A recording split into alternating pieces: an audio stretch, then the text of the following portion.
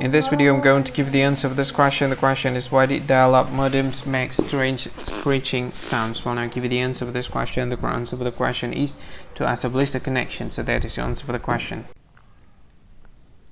Hi, thank you so much for watching this video. If you find this video is very useful, you can help this channel to grow by subscribing this channel. Please this subscribe button and don't forget to like this video.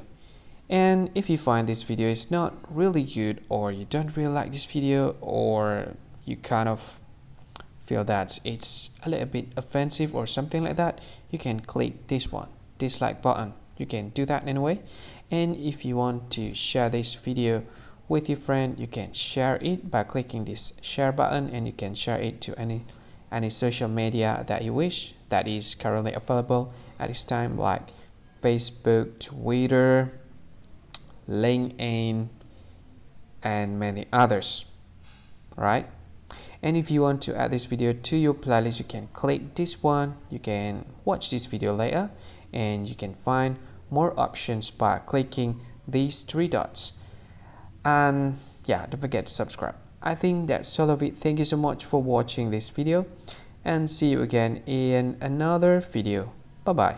See you again.